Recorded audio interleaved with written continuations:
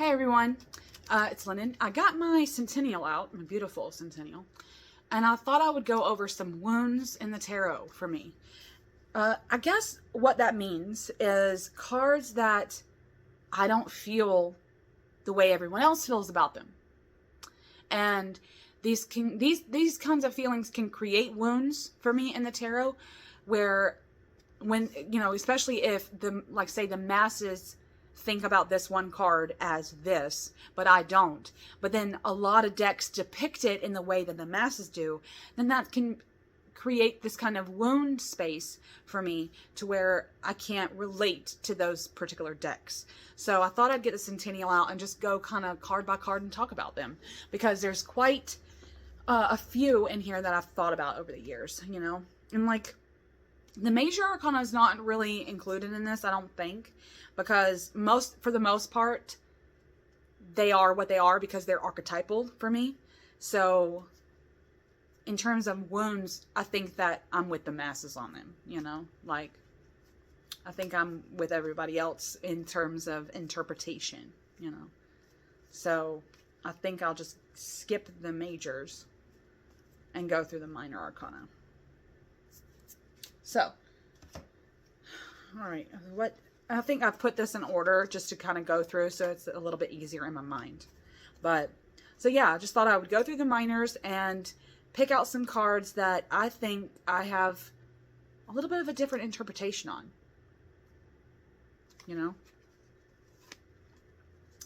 Certain of the ones that I think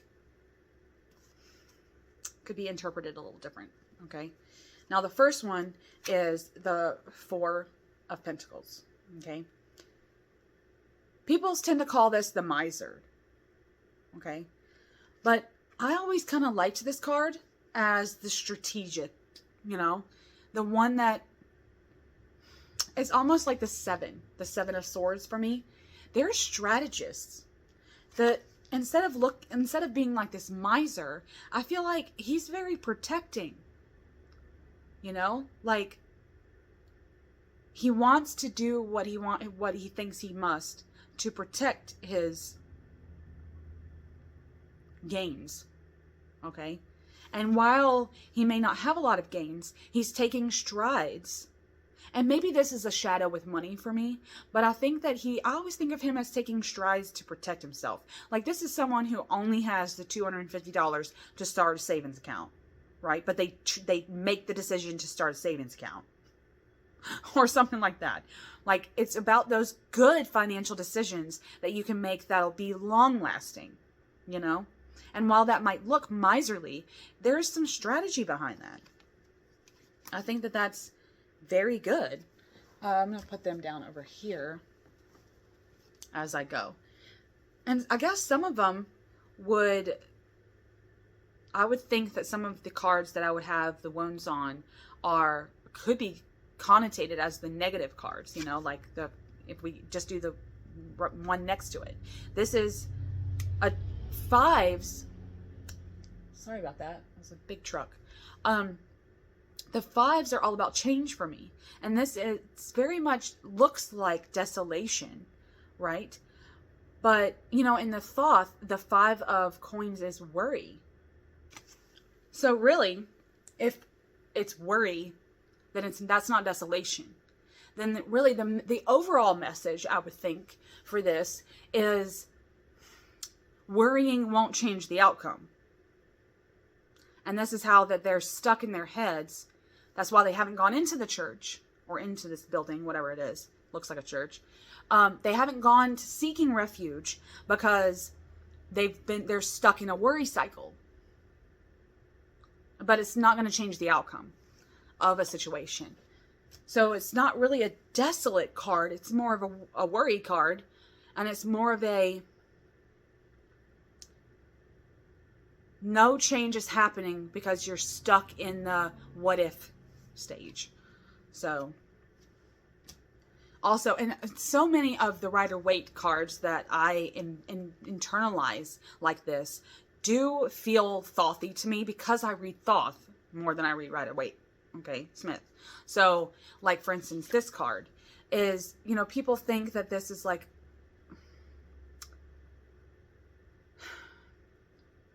a growth card, but like a stagnant growth card, you know? But this is a 7. A 7 is a patient, a patient card. Like, after all the change and after you've gone into something, okay, you've gone and you've taken steps to initialize a change or of some kind, you kind of get stuck in a rut. You kind of get stuck into this safety. This is very much a comfort zone card for me. A prudent, almost prudent. A very stagnant but patient. There's a stillness here. And I think we've talked about stagnation and stillness in another video recently. But stagnation and stillness are two different things. And this seems more like purposeful stillness. This patience. And this, like, you can't rush your plants kind of a thing. They're going to come when they come. So this is very patient, very, like I said, very, not prudent, because prudent comes this 8. But stillness. But I think I'm a little bit different in thinking that about that card. So let's see. I think we're done with the pentacles. Maybe the courts too. Maybe the courts have this kind of mass meanings to where I'm pretty okay with how I think of the court cards. So anyway, I digress. All right, I think the next suit on here is the wands. I'm pretty good on the wands too. Now, I think that people find these confusing too. Is that if you look at these two cards, these two first, the 2 and the 3 of the wands, right? If you really think about it, this looks like the exact same thing. You're just adding a wand, okay? And to me, it never really made sense for the 2 to be holding the world and the 3 to be holding just another stick, another wand, okay?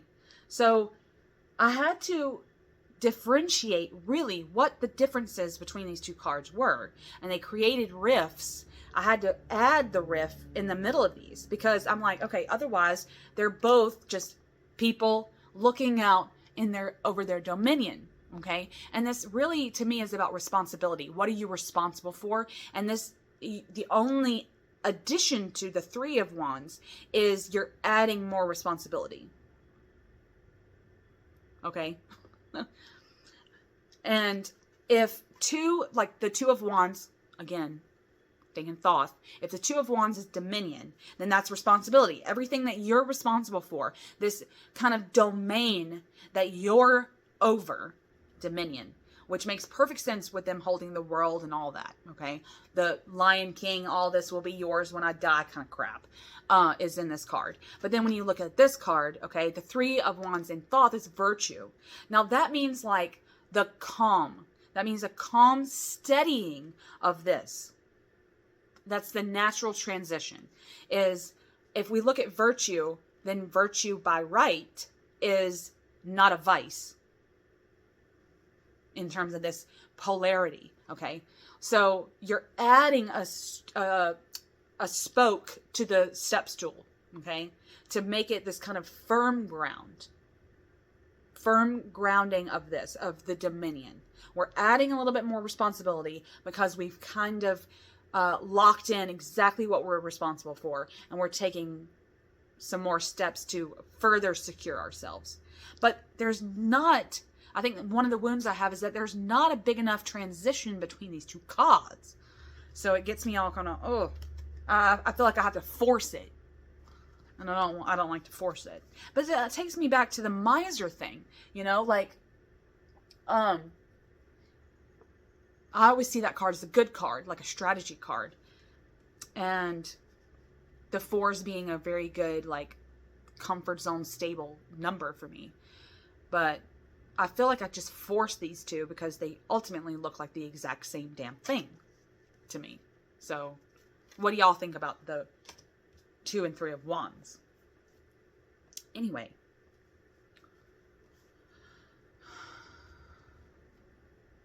We got the 4, 5. Of course, we all know what those mean. And then this, like the 6. Okay. The 6. This is like victory, right? And in the Thoth, these are victory and valor, right? Let me hold them up for you. Okay. We got victory, and then we got valor. They look like it in these. So many people think that this card is defense. Okay. No, not to me, because we see defense, the actual defense, in this card later. So we're not defending anything here yet. We have to siege. This is a siege. Okay? Because once you siege, once you have to actually, so if you think in castle terms, you'd have to lay siege to the castle, gain the castle, okay, which just means that the majority of your army now possesses the rights to hold the castle. Then you defend it, okay? Then you keep it, okay? It's a trajectory. There's a trajectory here. But victory is more about, like, the glory, I'll say. This is a very happy card for me. Happy card. Most people think, oh, he's just some pompous windbag that's, you know, riding through the streets like, ha, ha, ha. No, this is Lady Godiva, okay? There is some pride and glory here. They've earned this. How is that bad? How's that bad? It's not. Not to me, okay? Again, this is like how I see things differently. So many people that I've heard talk about this card think that he's some kind of pompous ass who's riding in the streets of the city, but I'm thinking Lady Godiva, you know? I'm thinking this is glory. This is the head honcho that's worked really hard to get here, okay? Then there's valor and victory is different. So this is glory, okay? Glory and pride, okay? But then this is bravery. This is an outward projection of bravery. So this is where, okay, now you've become kind of the top dog, the captain of the army, okay? And then you're continuing to show up and be brave. You're continuing this. You're going to continue. This is Aragorn, okay? Just think Aragorn. I think Aragorn. You're going to continue to be this brave knight, okay? And continue to show and lay faith and hope in people. That's what these cards mean. And then you've got this, which is swift action. One of my favorite depictions of this is actually in one of my decks, which is in my Noble Art Tarot. Maybe I'll put a picture here if I can find it. But it's a woman riding a horse, but she's kind of riding side saddle, like she's about to just fling herself off the horse. Because it's really about making the swift decisions, okay? And no one but this brave knight will be able to do it, okay? I'm telling you. It's really hard to do it. When you have to make a swift decision at the blink of an eye that has other people besides just you in mind, it's really difficult to make those decisions. And that's what this card is to be able, the capability and brave, victorious capability to make swift decisions that have other people in mind, not just you, okay? Let's put these back in order, though. Okay. And then, of course, we defend it. We defend it. I always call him my Battleborn buddy, because he very much is. He's my Battleborn. He's going to continue. This whole thing, he's just continuing to be this, oh, I need a hero. And then we have this, the Ten of Wands. This very oppressed, burdened individual. But if we've gone through all of this bravery, this pride, and this glory to an extent, and this defense, I think that this card represents a PTSD, okay, from all of that. And you know, when I think about the cups, I think about there not being a wide enough transition between the 4 and the 5. either. Okay? Both of them look pretty upset. While you have some boredom here, and then you go to straight up brooding, right? So this is bratty behavior. And I always seem to think that if we are bored here, then how could we ever get here?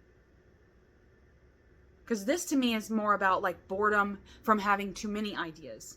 Like we have too many things happening that we can't really make a decision. Okay, this is kind of like this inactivity stage that we get. But if we're already bored with the cups, let's say, then we would never get here. If we were truly bored, then this is just where the suit ends. Okay, there has to be something that gets you out of this boredom, and what could be? There doesn't seem to be a transition here that gets you out of the boredom to get here. Because if you look at the trajectory of these cards, okay, I mean, you go from boredom to, I don't really know, I don't really care anymore. This very depressive state, okay, of not knowing what to do. And then then you shift into, okay, I'm not doing anything. This is full depression, full brooding.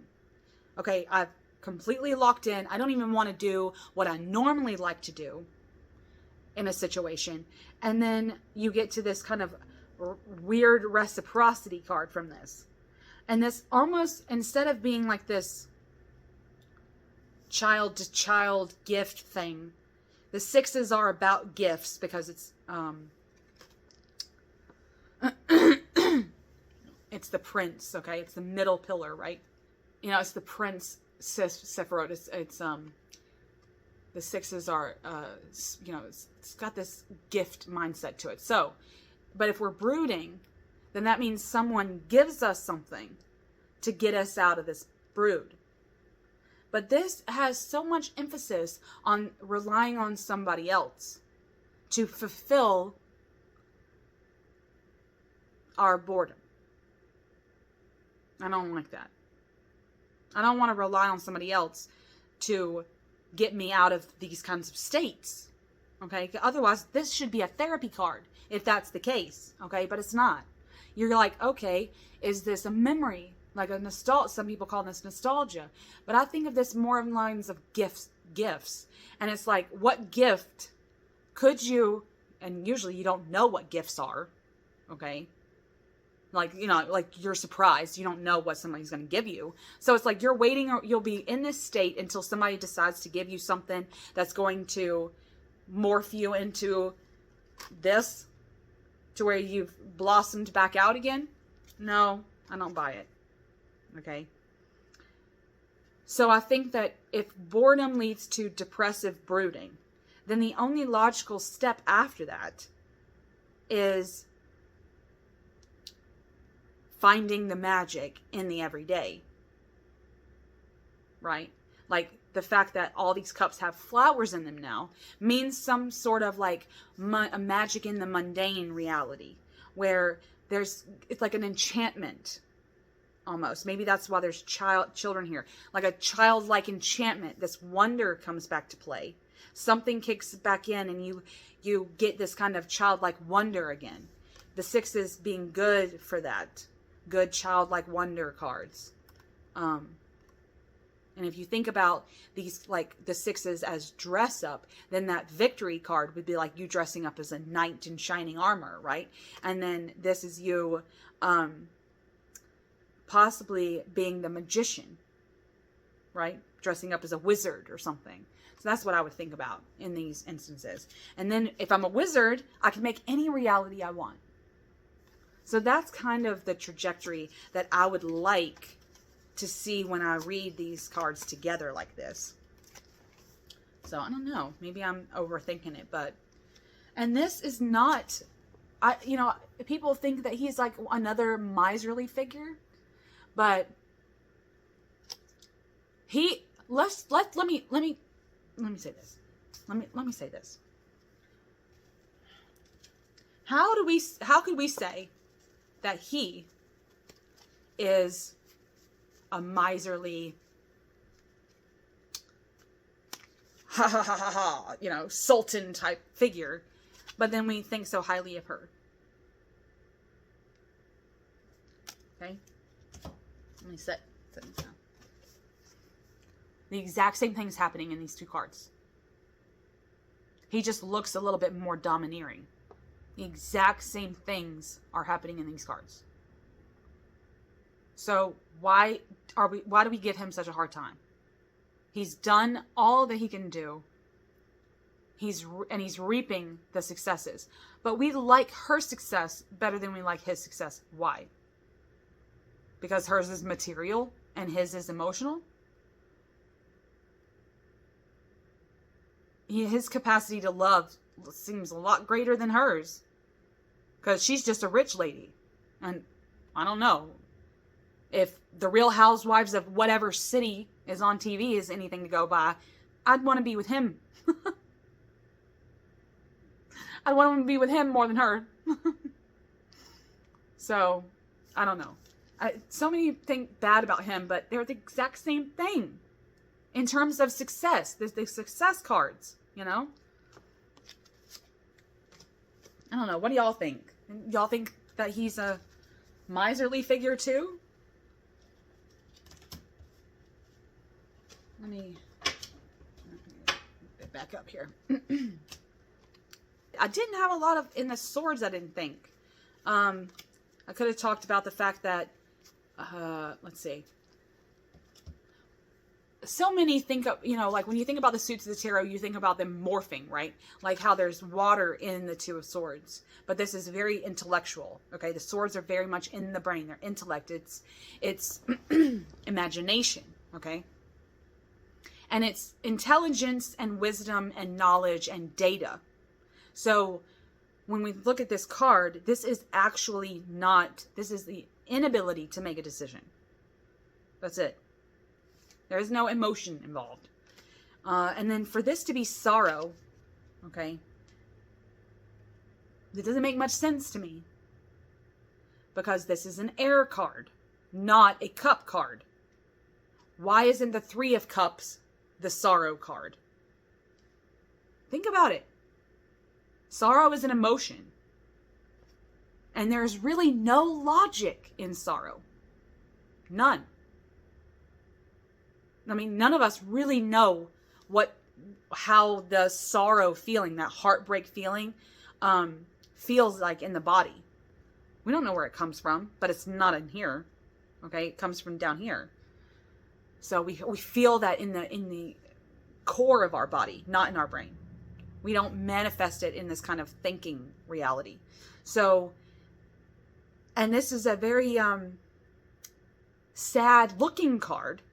Okay, we're pierced by these swords, but think about if we're pierced in the brain, what exactly would that mean? It doesn't equate to sorrow. So, and it's a beautiful image, and I love this image, but I always have some sort of wound with what exactly is it trying to tell me? Because I don't consider it a sorrow card, because sorrow happens in a different area of the body than the intellect for me. Is all I want to say. And we have defeat. And see, that's another thing. See, this is peace in thought. Peace in the inactivity. This is an ignorance card. This is ignorance, literally. Quite literally ignorance. But then this is sorrow in thought. But if this is ignorance, and then this is sorrow, then it's ignorance that leads to what? That leads to, let's see, if we're ignorant, and we don't care, then this, sorrow would really mean a lack of empathy. So this card should be called sociopathy. Or psychopath. Not psychopath. Sociopath. Sorry. This should be a sociopath card. No empathy. That's what this means.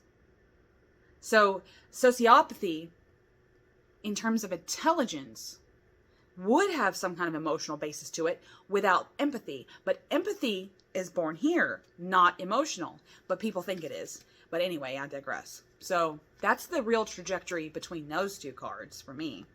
And then we have a truce, which looks like a defeat here because it's a tomb, okay? But we'll skip over that. We're going to the grass is greener on the other side of the lake. We're going to my very nice strategist here. He's very into strategy, okay, which I love about him. And then I love my Andromeda figure here, who can always get herself out, but doesn't always want to, you know. And then we're kind of weaving our own nightmare, which are born in the brain. Again, this kind of worry, but in a different realm, in a different cortex. So, yeah. So those are swords, because I didn't talk about them before. But anyway, yeah, so what are y'all's thoughts? Because I think I think I'm okay with all that. So those are some wounds in the tarot for me. Leave me some wounds. If y'all have some cards that y'all have trouble, you know, knocking down because there's like, they seem like they have these like huge meanings behind them, but that you just really can't get behind. That's really what this is. And could those cause rifts for you? So let me know. All right. I hope everyone is having a magical day. Get out your deck and shuffle them and see what comes up. All right. Much love.